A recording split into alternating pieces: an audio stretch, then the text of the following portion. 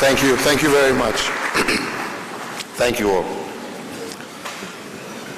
Your Excellency David A. Granger, President of the Republic of Guyana, Your Excellency Anthony Carmona, President of the Republic of Trinidad and Tobago, Your Excellency Mtafa Fiame Naomi, Deputy Prime Minister of Samoa, UNEA President, Honorable Ministers, my good friend Sally, Director General of UNON, Excellencies Ambassadors, Permanent Representatives, ladies and gentlemen, good morning.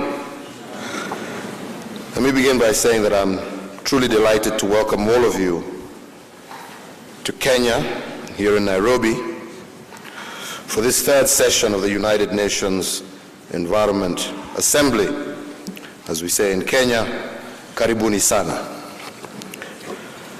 Excellencies, ladies and gentlemen, as you all know, Nairobi is the home of the United Nations Environmental Program. And I'm therefore very pleased also to congratulate the Executive Director of the United Nations Environment Program, Mr. Eric Solheim, as he begins his very first session at this assembly. I am truly confident that Mr. Solheim, given your energy and passion, as you have just illustrated, for matters of environment, the United Nations Environmental Program will do even more for our countries under your leadership, and I would like, at the very onset, to assure you, as I have before, that you can count on my government's full support as you execute your duties. Ladies and gentlemen, our Assembly's theme is titled Towards a Pollution-Free Planet, and this could not be more fitting. Indeed, not too long ago, the pursuit of prosperity was undertaken by nations without regard to environmental consequences. Few bothered to count the environmental costs. And even when they did, they went unheeded. Right across the world, we can now all see the consequences of that careless pollution of the past. And indeed, experts are predicting even more dire consequences if we do not act now. The world gathers here today because we have learned an expensive lesson. Unless our environmental riches are protected by all, there can be no lasting prosperity for any of us. We in Kenya have learned the lessons and have taken appropriate mitigating actions. And let me say a few words about what we in Kenya have done. As the Executive Director mentioned, some months ago, after 3 attempts, we managed to ban the manufacture, sale, or use of plastic carrier bags. The ban was backed by fairly severe measures, as one might expect, given the gravity of pollution by plastic in this region's land, air, water, and marine ecosystems. The ban may seem only a small step, but in fact, it has already cut plastic pollution substantially in Kenya. Equally important has been its positive effect on public opinion. That the ban has held is proof that we do not have to give in to pollution. Public action can make a difference. If citizens can work with their governments to end such ubiquitous source of pollution, then they can move even on to bigger, more demanding targets. We now know that maintaining high levels of ambition in fighting pollution is achievable and is also a positive undertaking. I'd like to take this opportunity to thank the many countries and organizations that sent us messages of support and encouragement in the pursuit of the ban on plastic carrier bags. We are proud of this achievement, and we hope that our example will also inspire other countries to do the same. My advice is that nations should not heed the skeptics who say that all countries cannot protect our planet better by banning plastic carrier bags. Ladies and gentlemen, it is now Kenya's intention to move on to another major anti-pollution project. Soon, we host the East African Framework Agreement on Air Pollution, building on the Nairobi Agreement of 2008. This agreement brought together 11 countries to develop actionable targets to address air pollution.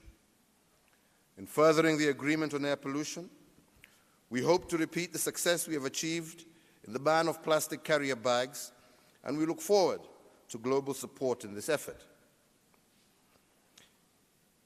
Excellencies, ladies and gentlemen, I would now like to turn my attention to global multilateral issues.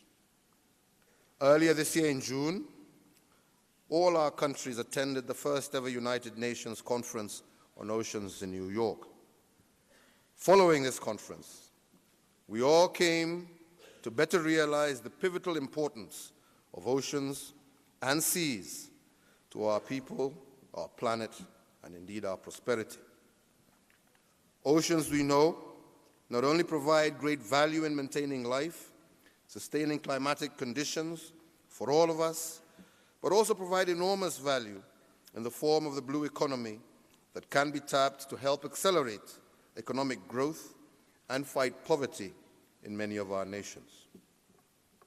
Today, therefore, I'd like to draw your attention to two important outcomes from Kenya's engagement in the United Nations Oceans Conference. First, Kenya has decided to bid for hosting the second Oceans Conference in 2020. In doing so, we look forward to your support and participation in the conference. Second, the true value of the blue economy remains unrealized, especially by many developing countries. And therefore, building up to the Oceans Conference of 2020, to which I have just alluded, Kenya is looking into the possibility of hosting a global conference on the blue economy during the first quarter of next year, 2018. It is our intention to work with interested nations, as well as a special envoy on oceans of the Secretary General of the United Nations and United Nations organizations.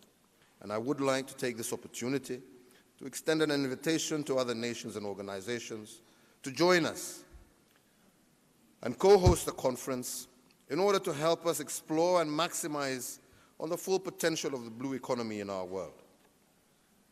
Your Excellencies, ladies and gentlemen, even as we move to build and expand our work on oceans and the blue economy, our country, Kenya, will remain steadfast in its commitment to promoting its work on the forest economy. As you are all aware, next year, at the high-level political forum in New York, SDG 15 on forests and life on land will take center stage.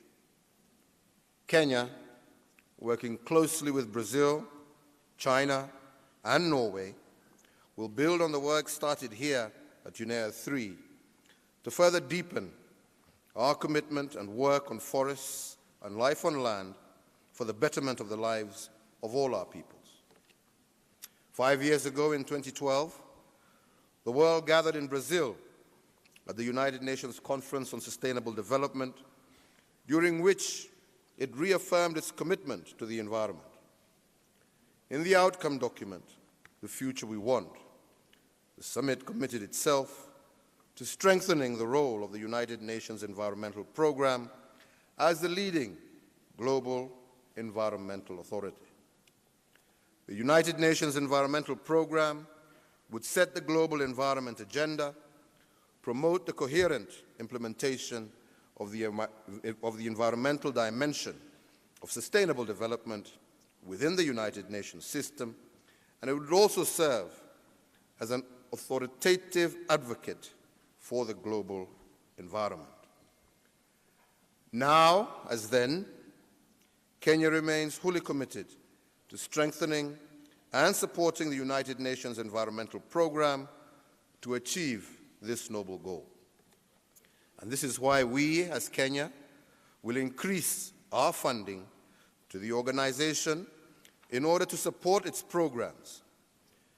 I would also like to encourage other member states to consider raising their voluntary contributions to help the United Nations Environmental Programme discharge its mandate effectively. Indeed, in keeping with the summit dictates, my challenge to the United Nations Environmental Programme is to take steps to strengthen your headquarter function. This is particularly important because we expect a more effective, efficient, and responsive organization, given the growing importance of your work. And I am certain that the renewed focus on reforms within the United Nations, led by the Secretary General, will also strengthen the United Nations Environmental Programme, and in particular, the urgent efforts being undertaken to consolidate its headquarters functions here in Nairobi. Let me also welcome the planned expansion and modernization of the United Nations offices and conference facilities here in Nairobi. These are long overdue improvements, and I believe that these will ensure that the United Nations Environmental Programme and all other UN organizations and entities based in Nairobi enjoy a better and more modern working environment.